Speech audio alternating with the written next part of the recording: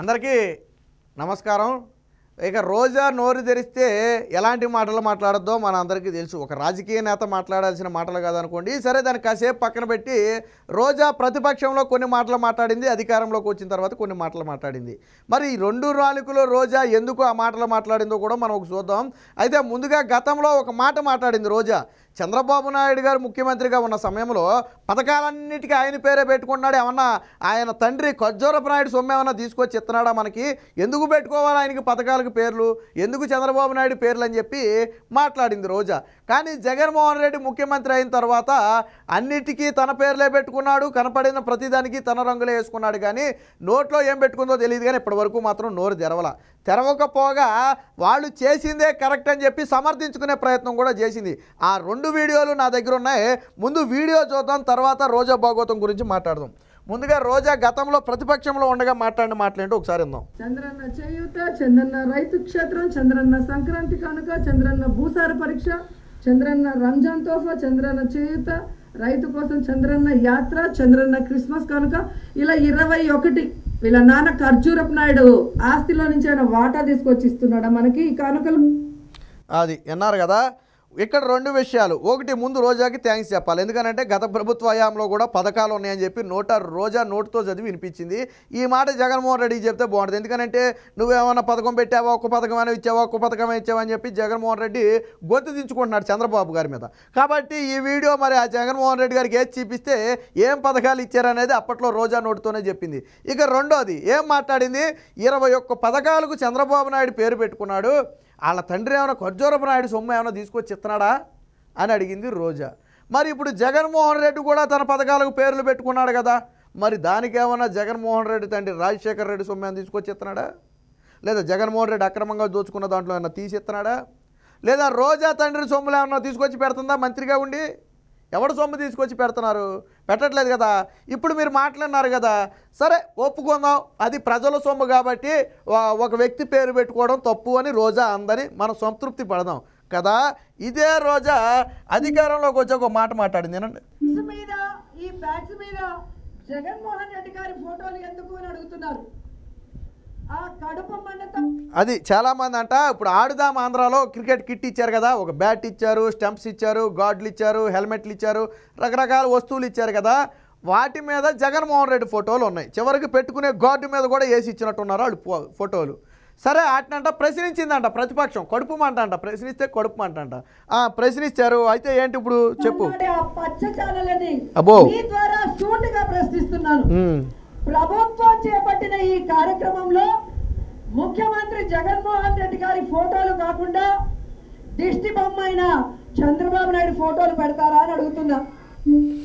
సరే, ఫోటోలు వేయటం దిష్టి బొమ్మ అనుకుంటే జగన్మోహన్ రెడ్డి దిష్టి బొమ్మలు ఎక్కడెక్కడ ఉన్నాయో నేను చెప్తానులే. కానీ మరి నువ్వు గతంలో నీ బాబు సొమ్ము ఏమన్నా తీసుకొచ్చి పెట్టావా అన్నావు కదా.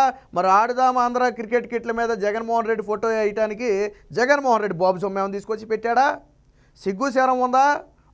ఒక మనిషి మాట్లాడాల్సిన మాటలేనా? ఆ రోజు నువ్వు విమర్శిస్తావా? ఈరోజు జగన్మోహన్ రెడ్డి ముఖ్యమంత్రి కాబట్టి ఆయన ఫోటోలో పెట్టుకుంటాడా? మరి ఆయన చంద్రబాబు కాబట్టి ఆయన పేరు పెట్టుకున్నాడు. జగన్మోహన్ రెడ్డి ఆయన ఫోటోలు పెట్టుకుంటే చంద్రబాబు నాయుడు ఆయన ముఖ్యమంత్రి ఉన్నప్పుడు ఆయన పేరు పెట్టుకున్నాడు. దాంట్లో తప్పేంటి నాకు అర్థం కాల. అది తప్పు అయితే ఇది కూడా తప్పు అవ్వాలి కదా. నువ్వు జగన్మోహన్ రెడ్డికి చెప్పాలి కదా, అంటే ఇది మన డబ్బులు కాదు ప్రజల సొమ్ము కదా, మన ఫోటోలు ఎందుకు వేసుకోవడం, మీ ఫోటోలు వేయొద్దు అని చెప్పి నువ్వు జగన్మోహన్ రెడ్డికి సలహా ఇస్తే అప్పుడు నువ్వు చెప్పిన మాటలకు వాల్యూ ఉండేది. ఆ రోజేమో చంద్రబాబు నాయుడు బాబు సొమ్ము తీసుకొస్తాడా అని అడిగావు. ఈ రోజు ఏమన్నా జగన్మోహన్ రెడ్డి బాబు సొమ్ము తీసుకొచ్చాడా, నీ బాబు సొమ్ము తీసుకొచ్చాడా?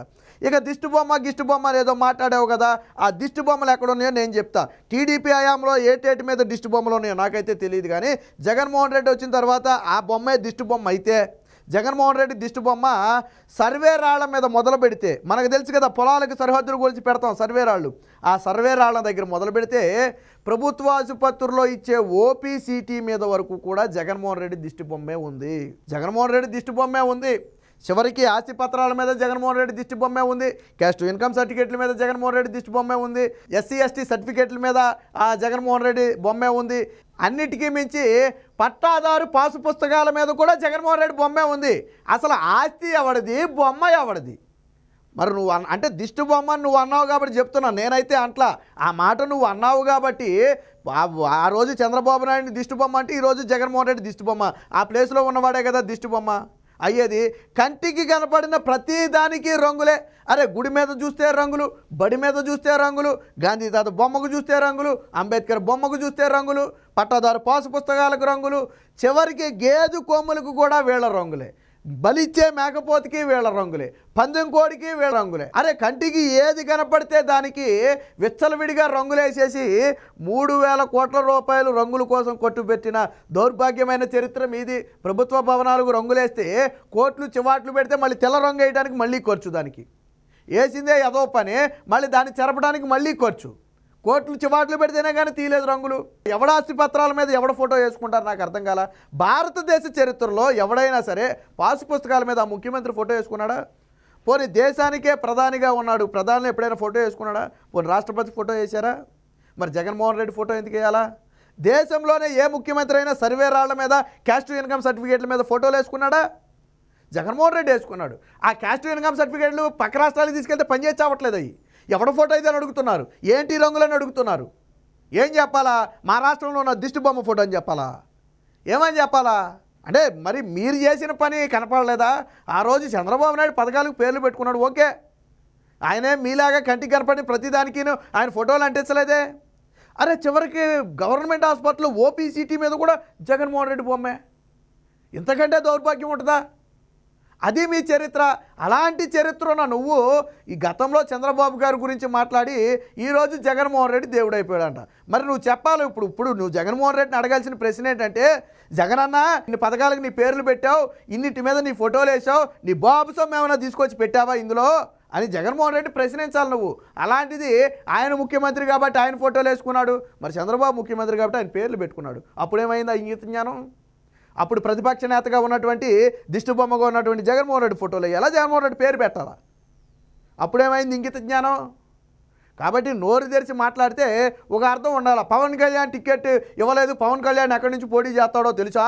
నీ సీట్ ఎక్కడో నీకు తెలుసా? నీ సీట్ ఎక్కడో నీకు తెలుసా? తెలీదు. 7 లిస్టులు ఇచ్చారు, నీ పేరు లేదు. పోనీ జగన్మోహన్ రెడ్డి ఎక్కడి నుంచి పోటీ చేస్తాడో తెలుసా నీకు? చెప్పాడా నేను పులివెందుల నుంచి పోటీ చేస్తున్నానని? 7 లిస్టులు ఇచ్చాడు కదా. జగన్మోహన్ రెడ్డి పులివెందుల లిస్ట్ ఇచ్చాడా? చంద్రబాబు గారు మొదటి లిస్టులోనే తన కుప్పం పేరు ప్రకటించుకున్నాడు.